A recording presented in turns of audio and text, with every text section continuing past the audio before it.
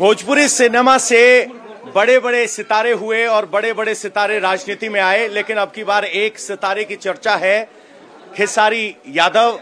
शत्रुघ्न यादव उनका नाम है और हमें भी जब चुनाव नामांकन हुआ तो पता चला उनका नाम शत्रुघ्न यादव है, वरना हम भी खेसारी जानते थे। बहुत से लोगों के मन में है कि शत्रुघ्न यादव खेसारी कैसे बना, खेसारी का मतलब क्या होता है, ये नाम आपको मिला कैसे? देखिए, वो कहानी बहुत लंबी है। उस पर अगर हम चर्चा करेंगे तो बहुत दूर दूर चले जाएंगे। तो हमें अभी बिहार की जो बदहालती है उस पे बात करें और चुनाव पे अब बात करिए, क्योंकि वो मेरी लंबी लिस्ट है। एक खेसारी ऐसे नहीं बना, ये खेसारी एक प्रोसीजर है। और गरीबी से लेकर चाहे लोगों के घर में झाड़ू पोछा करना हो, नौकर बनना हो, लिट्टी चोखा बेचना, दूध बेचना, वो मेरी प्रोसीजर बड़ी लंबी है। कभी बैठ कर अच्छे से बात करेंगे। अच्छा, खेसारी नाम किसने दिया? लोगों ने ही मेरा नाम खेसारी रखा था। मेरे घर का नाम शत्रुघ्न यादव है, लेकिन लोगों ने रखा और लोगों ने ही ब्रांड बना दिया उसको।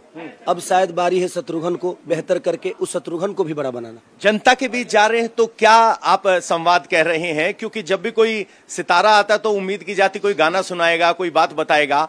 आप क्या कह रहे हैं? कौन से डायलॉग की डिमांड हो रही है आपसे? मैं डायलॉग बोलने थोड़ी आया हूँ, मैं यहाँ पे सबको एक करने आया हूँ। एक इंसान बन के जीना चाहता हूँ, एक कोई जात बन के नहीं जीना चाहता। मुझे लगता है ना कि हमें इसने तोड़ दिया है। ये जातिवाद ना बिहार को बर्बाद किया है। हम जब बिहार से बाहर जाते हैं तो हम बिहारी होते हैं, लेकिन जैसे हम बिहार से कहीं दूसरे जगह से बिहार आते हैं तो हम जात में बदल जाते हैं। नहीं चाहिए मुझे। सबसे पहले हम सबको इंसान बन के बिहार के भविष्य के लिए और अपने बच्चों के भविष्य के लिए सोचना पड़ेगा, तभी बिहार हमारा बेहतर हो पाएगा।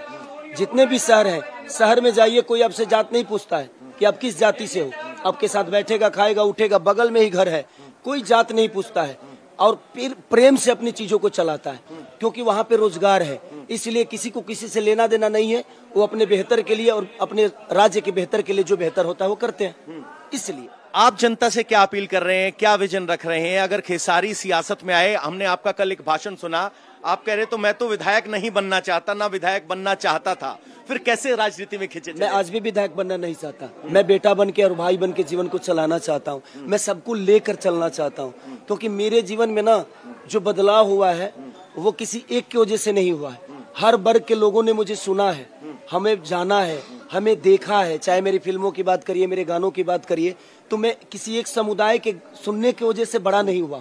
तो जब मुझे बड़ा करने में पूरा बिहार, यूपी और पूरा भोजपुरी समाज, और भोजपुरी समाज में कोई जात नहीं आती है, उसमें सिर्फ लोग आते हैं और हमारे लोग हैं जिन्होंने मुझे सुन के बड़ा किया है। तो आज मुझे कद पद मिला और मैं जब इस लायक हुआ तो मैं सिर्फ एक जात का हूँ नहीं, हम सब जात के हैं, सब धर्म के हैं। और जो इंसान होता है ना, उसके लिए ना कोई जात होती है ना कोई धर्म होती है। मैं जात की बात नहीं करना चाहता, लेकिन आप जात को लगातार कह रहे कि जात मायने नहीं रखती, लेकिन विरोधी तो कहते हैं कि खेसारी यादव थे तो आरजेडी ने टिकट दिया। नहीं, वो विचारधारा की बात है।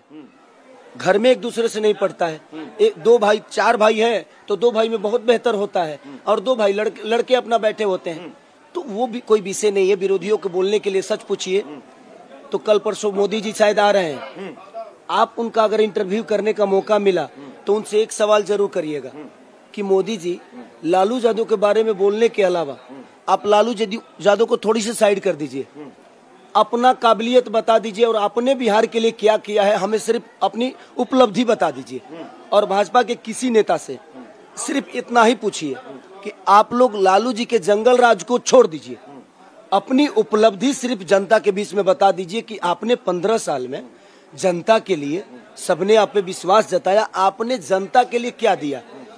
आज 15 साल में सोचिए, गुजरात में 4 लाख फैक्ट्रियां, 2 लाख फैक्ट्रियां या जितनी भी लगी हैं, गुजरात भरा हुआ है रोजगार से। लेकिन 15 साल में आप कोई भी आदमी बता दे क्या मोदी जी ने एक भी फैक्ट्री लगाने का काम किया बिहार में? 40 सांसद से क्या 40 सांसद का योगदान नहीं है? और ये 40 सांसद लोग कभी अपने बिहार के रोजगार पे बोले हैं? आपको लग रहा है कि रोजगार के मुद्दे पर अब की बार वोट हो रहा है? क्योंकि प्रधानमंत्री जी आए तो उन्होंने जंगल राज का ही जिक्र किया। अरे तो वही तो बोल रहा हूँ कि उनसे सिर्फ ये बोलिए कि आज आपको लालू जी की बुराई छोड़ के सिर्फ अपनी अच्छाई बता देना है बिहार को, कि आपने बिहार के लिए बेहतर क्या किया है, हमारे बिहार के जनता के लिए बेहतर क्या किया है, वो गिनवा दे। मुझे लड़ना थोड़ी है, मैं यहाँ पे सच पूछे तो राजनेता बनने आया ही नहीं हूँ और ना ही मुझे बनना है। छपरा की जनता मुझ पे विश्वास जता रही है। अगर हमारा रिजल्ट बेहतर हुआ तो शायद मैं छपरा को अपने आप से खूबसूरत बनाऊंगा। अगर बुरा भी हुआ तो डर मुझे हारने का नहीं है, क्योंकि राजनीति मेरा बिजनेस नहीं है।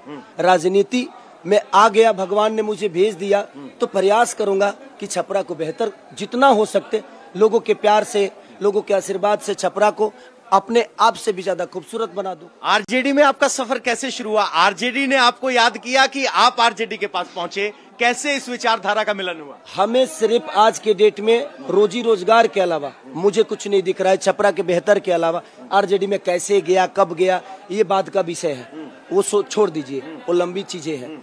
हम कह रहे हैं कि हम लोगों को इस बार 5 साल, सिर्फ हमने 15 साल चाचा को दिया, 5 साल भतीजा को दे देते हैं। अगर भतीजा भी नहीं करेंगे तो आप लोग इन्हें भी बदल दीजिए, क्योंकि बदलाव ही सबसे बड़ा परिवर्तन है। जब तक आप बदलेंगे नहीं, कोई भी नेता आपसे डरेगा नहीं। और जनता को हमेशा किसी को पैसा देकर, कभी लालच देकर, कभी जात का उसमें तड़का डाल के, कभी धर्म का तड़का डाल के सिर्फ हम अपने आप को बर्बाद कर रहे हैं। तो बेहतर है कि हम रोजी रोजगार एक होकर एक बार अपने बच्चों के भविष्य के लिए वोट कर दें। बच्चों के भविष्य के लिए वोट करें। मुश्किल क्या है? फिल्मों में काम करना मुश्किल था या अब सियासत कैसी लग रही है? नहीं, फिल्मों में काम करना भी मुश्किल था और ये भी मुश्किल है, क्योंकि जो काम मुश्किल होता है ना, वही दुनिया को बेहतर बनाता है और किसी आदमी को बेहतर बनाता है। रोजगार के अलावा आपका वादा क्या है? छपरा की जनता से आप जब मिलते हैं तो क्या कहते हैं? सर, अगर रोजगार हो गया ना तो मुझे लगता है कि बिहार की आधी जनता सुखमय हो जाएगी। हर आदमी अपने माँ के साथ रहना शुरू करेगा, अपने पिता के साथ, अपने बच्चों के साथ। होली में ट्रेन की जरूरत नहीं पड़ेगी, छठ में ट्रेन की जरूरत नहीं पड़ेगी। हम अपने घर रहकर और बेहतर कर सकते हैं अपने। आजकल आप रवि किशन का हर मंच से जिक्र कर रहे हैं, किस बात पे आप रवि किशन से इतने खफा हैं? नहीं, मैं उनसे खफा कैसे हो सकता हूँ? वो बोल रहे हैं कि मैंने भोजपुरी को बनाया, उसने बर्बाद कर दिया। तो कब बनाया, कहाँ बनाया, कैसे बनाया? आपने शुरुआत की थी लहंगा उठा दे रिमोट से, उसके बाद खेसारी लाल यादव लहंगा में मीटर गया ना, क्योंकि मुझे लगा कि वही रास्ता सही है। तो रास्ता तो आपने ही दिखाया था मुझे। उसके बाद बट मेरे बड़े भाई हैं, बड़े भाइयों के लिए टिप्पणी करना मेरे लिए जरूरी नहीं है। मेरे लिए रवि किशन भैया जरूरी नहीं है, चाहे भाजपा का कोई आदमी जरूरी नहीं है। मेरे लिए मेरे बिहार का विकास जरूरी है, छपरा का बेहतर जरूरी है। हम उस पर चर्चा करेंगे, उनसे बात करना होगा, फरियाना होगा, हम लोग बाद में फरिया लेंगे।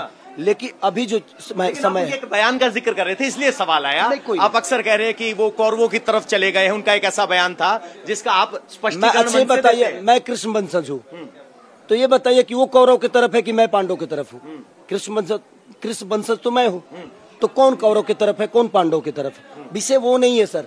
ये लोग बातों में उलझाना चाहते हैं ताकि लोग विकास की बातें ही भूल जाए, किसी न किसी चीज में फंसा देंगे ताकि अब विकास की बात आप लोग नहीं पूछ पाते हैं, क्योंकि अब खेसारी और रवि किशन लड़ गए, अब इसी पर चर्चा होगी। मैं तो आपके भाषण पे सवाल नहीं, सम्राट चौधरी जी ने खेसारी के लिए क्या बोला, अब उस पर चर्चा होगी। नहीं, मेरे कहने का मतलब कि ये खेसारी, रवि किशन जी या सम्राट चौधरी जी, दुनिया का कोई भी नेता, ये मायने नहीं रखता है। मायने रखता है लोगों का जो अभी दर्द है, उस दर्द का दवा बनना, हमारे बच्चों की जो शिक्षा है उसके लिए करना, दवा के लिए करना, दुआ के लिए करना, बेहतर व्यवस्था बनाना।